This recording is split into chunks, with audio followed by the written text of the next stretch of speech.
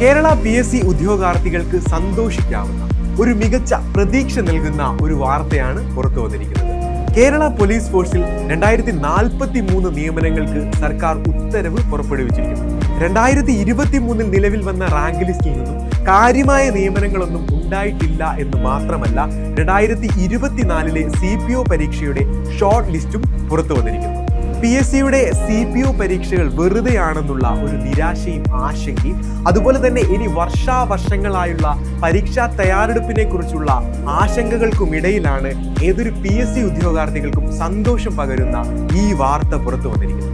2043 നിയമനങ്ങളാണ് PSC നടത്തുവാൻ പോകുന്നത്.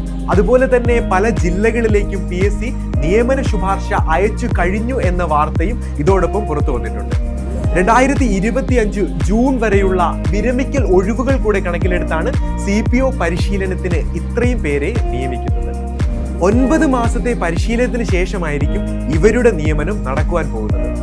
ഓരോ PSC ഉദ്യോഗാർത്ഥികൾക്കും പ്രതീക്ഷ നൽകുന്നതും ഇനി വരാനിരിക്കുന്ന പരീക്ഷകൾക്ക് തയ്യാറെടുക്കുവാനുള്ള ഊർജവും കൂടിയാണ് ഈ വാർത്ത നമുക്ക് സമ്മാനിക്കുന്നത്.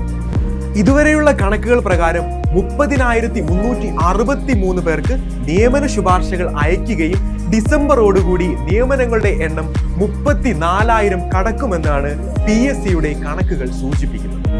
ഇതോടൊപ്പം അടുത്ത 6 മാസം മുതൽ 1 വർഷം വരെയുള്ള പ്രതീക്ഷിത ഒഴിവുകൾ കൂടെ റിപ്പോർട്ട് ചെയ്യപ്പെടാനും നിർദ്ദേശമുണ്ട്. ഒരു യൂണിഫോം ജോലി ആഗ്രഹിക്കുന്ന ഏതൊരു ഉദ്യോഗാർത്ഥികൾക്കും അവസരങ്ങളുടെ വലിയ ഒരു പ്രതീക്ഷയാണ് നവംബർ ഡിസംബർ മാസങ്ങളിൽ വരാൻ പോകുന്നത്. അതിന്റെ തുടക്കം എന്നോണം പോലീസ് ഡ്രൈവർ തസ്തികകളിലേക്കുള്ള നോട്ടിഫിക്കേഷൻ ഉടൻ തന്നെ പ്രതീക്ഷിക്കാവുന്നതാണ്. ഇത്തവണ CPO കം പോലീസ് ഡ്രൈവർ എന്നായിരിക്കും തസ്തികയുടെ പേര്.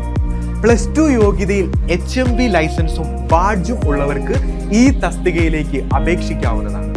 അതോടൊപ്പം 2043 ഒഴിവുകൾ നികത്തുന്നതോടുകൂടി അടുത്ത CPO പരീക്ഷകൾക്കുള്ള നോട്ടിഫിക്കേഷനും ഉടൻ വരുമെന്ന് തന്നെ നമുക്ക് പ്രതീക്ഷിക്കാം.